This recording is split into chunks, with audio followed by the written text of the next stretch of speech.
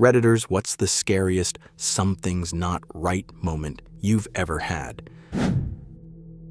This happened a couple of years before. We have a house by the sea. I mean, it's not quite on the sea, but it's close to it. We have like 300 meters of a steel slope up to our home following this street. And there are other houses around the street. But around every house are the bushes in kind of a low forest. One evening, around 3 a.m., I was coming home through the pitch dark, and I just felt a presence of something. I was high AF and completely terrified. I ran into the yard, fought for breath, and ran straight inside and woke up my mom to tell her that I feel that there's something in the forest. She asked, "How do I know?" And I said that I just feel that there is something. She said that I'm high and that I should go to sleep, so I said, yeah, that makes sense. And I went on. However, the feeling stuck with me. Tomorrow evening, maybe a little earlier, 2 a.m. maybe, I was coming home, but I wasn't high. I felt the same presence, and I thought I heard something like rustling of the leaves and crunching of twigs in the forest. I stood petrified within the yard, peeking over the stone wall we have around it, and I wasn't able to distinguish between the thoughts of if it was real or not. I ran back into the house, woke up my mom again, and the same conversation from last night happened. I was in despair. I couldn't rub off the feeling, and I couldn't sleep. I was laying awake when I heard a pack of local stray dogs we feed every day start barking like mad. They never did that before. I jumped from my bed and got to the window just in time to see the pack run into the forest full attack mode, barking their lungs out. A couple of seconds pass, barking turns to grave silence and goes into squealing of the dogs. They all just ran out of the forest. Then a couple nights nothing happened, but there was still that gut feeling that something is simply off. There's something about everything in the surrounding of my house that isn't visible to the eye, but it's there. One final night, I was coming home again late after partying. However, I was completely sober. The whole night was easy as it can be, just chill. Had some luck with the girl I liked. Everything was perfect. Around 30 meters from my yard, I felt it again. I can't explain it. I just felt that I must run, so I did. I ran into the yard, stood still to catch my breath, and then I heard heavy Darth Vader-like breathing and crunching of large branches and twigs. I could hear its heavy footsteps. Everything apart from that was dead silent. All the little red lamps, flags, alarms, beeps, and sirens in my brain were going off like mad. I had a stone wall between me and whatever that was, and still I was panicking my ass off.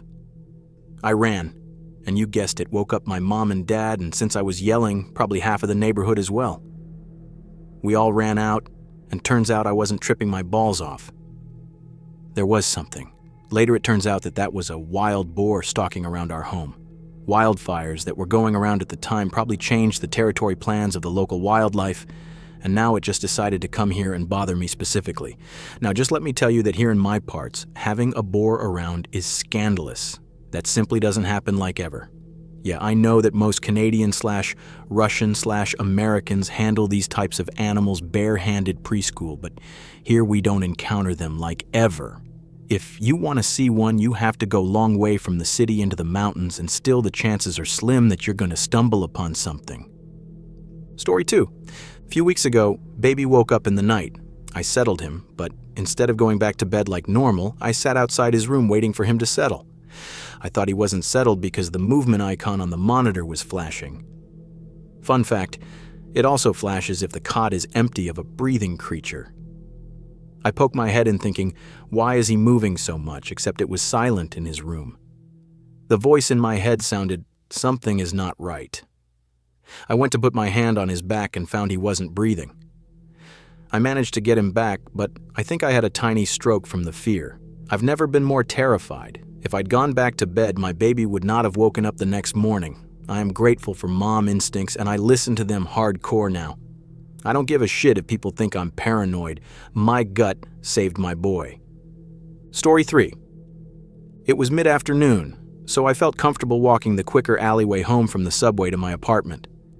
I'd just gotten back from a weekend trip, so I'm lugging a rolling suitcase behind me.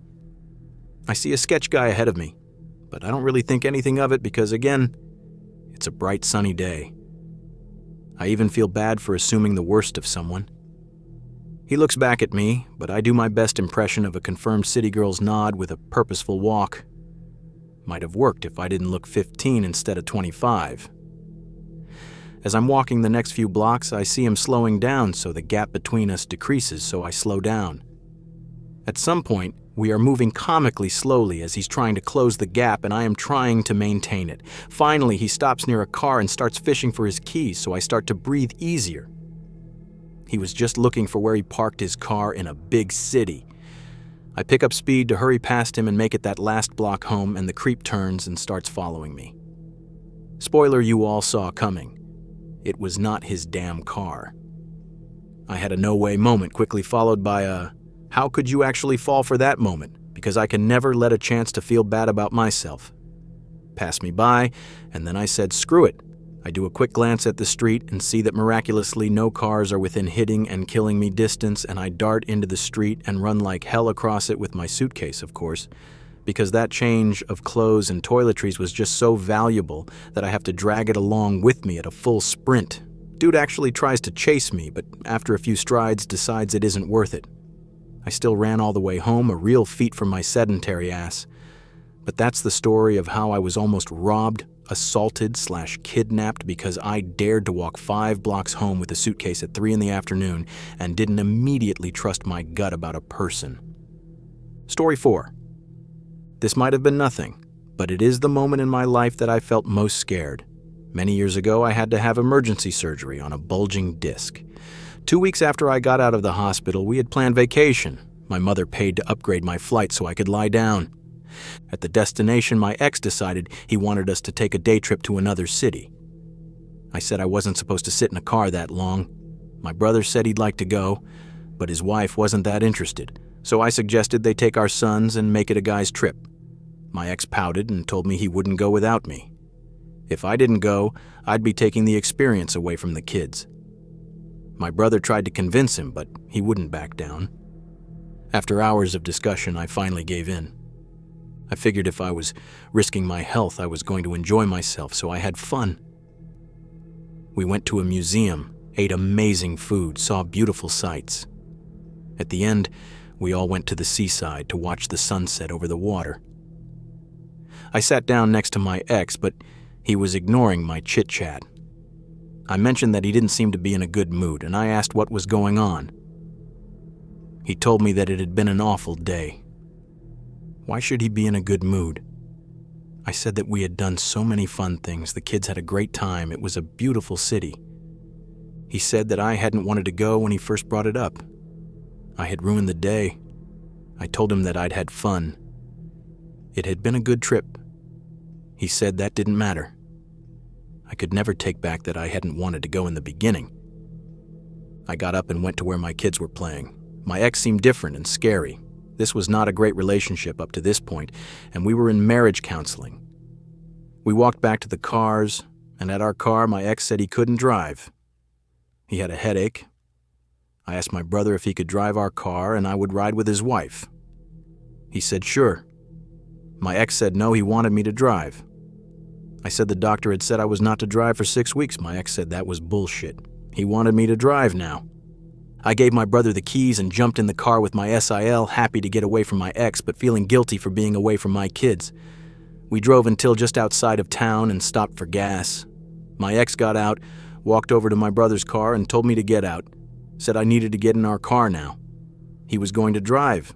My brother and I both tried to talk to him, but he demanded I get in the car with him or we weren't going anywhere. The 3-hour drive back was the longest 3 hours of my life.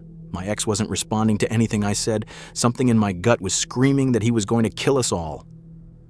Every bridge we drove over, I tensed up, ready to grab the wheel. We finally made it back to the hotel. The kids were in my mom's room. He was still acting scary. We hadn't had sex in 3 years because of his porn addiction, but something in my gut told me to initiate sex with him. We had sex. I had to run to the bathroom afterwards and throw up. I took a long shower, and when I emerged, things seemed calmer. That seemed to have worked, and the alarm bells were gone.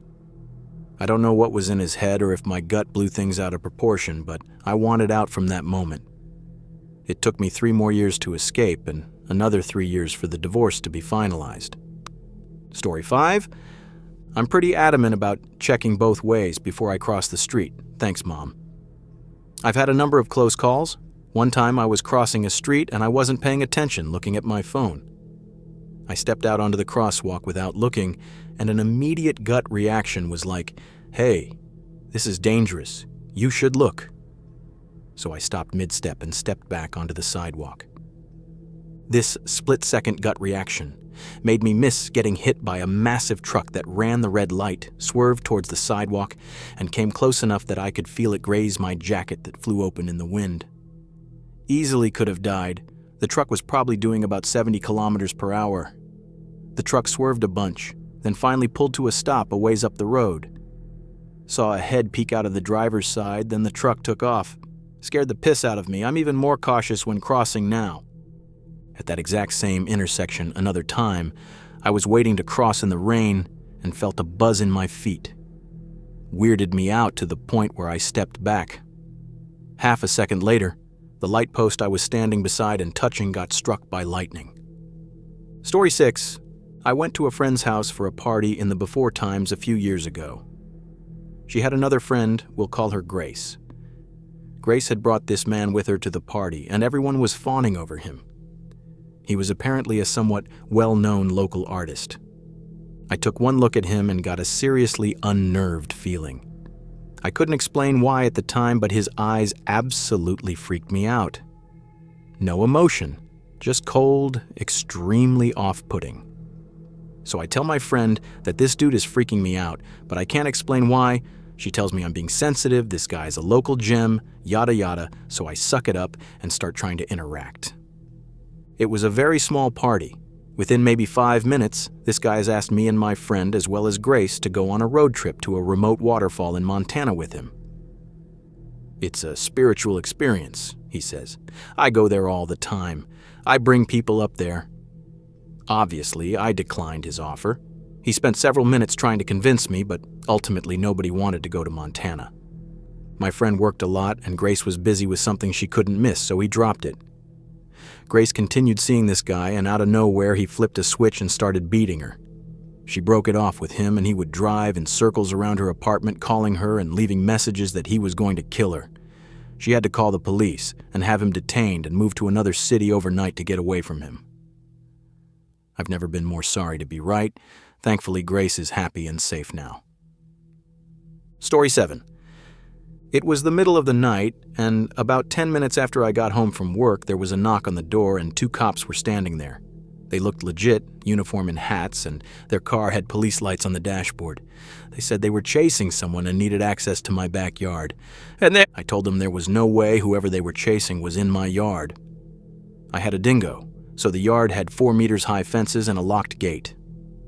They'd have to scale the fence, and we would know from the noise if they'd enter the dog's territory. And so then they changed tactics and said they needed to come in and look around the house in case he'd broken in. I said no. Something really wasn't right about the situation. I had warning bells clanging in the back of my head. They insisted and tried to barge their way in, but the screen door was locked. They started making threats, said they'd come back with a warrant and arrest me for obstruction, etc. So I slammed the front door closed and called the police station. The overnight desk cop was lovely and very concerned. Turns out they didn't have any officers in the area. He sent a car around and stayed on the phone until they got there to verify who they were. The real cops picked up the fake cops a few blocks away. Turns out this pair had seen I was alone and followed me home from the servo when I stopped for petrol. Story 8. I was a teenager, around 15, babysitting 4 younger cousins. Eldest was about 8. I was watching TV in the living room when there was a knock at the door. It was late, and I knew it was odd. I approached the door with a hello. A male answered and asked if someone random was there. I said no. They then said, "Can you open the door? I need a light for a cigarette." I replied no again. I walked back into the living room and saw 2 faces trying to look down the side of the curtains. Then they started knocking again. I walked into the kitchen to arm myself. As I walked in there was already someone half inside and another behind him. I went into protective mode, thinking I won't let them get to the children. I picked up a large knife on the bench and charged towards them. They stumbled and ran off. Shaking, I picked up my cell phone. Knocking was still coming from the front door asking to be let in. I called the police on my mobile. I explained I have 4 children in the house, and there's 4 people trying to break in. They told me to remain calm and go somewhere safe with the children, a bathroom I could lock, until the police arrived. I shut the back entrance and returned to the front. I looked out the side of the window, and they were stood menacingly at bottom of the garden. Whilst I was on the phone to the police came with helicopters and police dogs. They were never caught. Story 9, that I live in an apartment complex, and a few years ago I got home from work, and there was this guy just chilling out and leaning against a wall near the entrance to my building. Something immediately seemed very wrong. People don't normally do that. This dude was totally motionless, and something in my brain was screaming danger. Then I think to myself, that guy's black. You realize you're a huge racist piece of shit if you use the other entrance, right? You can't avoid this guy just because he's black, because you're not a goddamn racist. So, for some reason, I decide I have to walk past him to get in the building to prove I'm not racist. And anyway, I walked past him to go into my building, and I hear him start moving as soon as I get past him. I immediately think, oh my God, I have to see what he's doing, and started turning around right as he stabbed me in the back with a concealed knife he had on him. Turning around probably saved my life because the knife hit at an angle instead of straight on. Anyway, I end up running up the 3 steps that lead to the entrance, figuring I needed high ground in case he attacks again.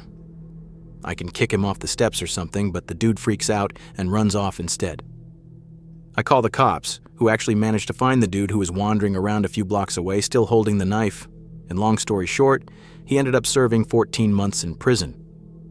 The wound ended up being superficial, and I initially didn't want to go to the hospital, but the cops practically forced me to. As it turns out, they can charge him with a worse crime if I go to the hospital, whereas they're limited in what they can charge him with if I don't. So they forced me to go for that reason. However, I'm not too bad about it because they ended up giving me an MRI, I think, which caught the lower part of my throat and showed a growth on my thyroid. As it turns out, I had the very early stages of thyroid cancer. I ended up having to have the right side of my thyroid removed a year later, and they found a core of cancerous cells. It hadn't started spreading yet, so as best they can tell, I'm no longer in any danger from it, so I guess everything worked out for the best. I had the crappiest health insurance known to man, and it didn't cover hospital costs at all, so I was essentially uninsured as far as billing goes, so I'm still paying that off. The dude who stabbed me was actually ordered to pay all medical costs and has sent me maybe $700 so far. I honestly wasn't expecting to get a dime out of him, so that's nice. I just recently was able to pay off the actual bill from the hospital, but I still have to pay for the ambulance and radiology, as everything bills separately. I ended up getting bills from the hospital itself, the radiology department in the hospital, a bill for the doctor's services, and the ambulance. 2 of the 4 are paid off, though.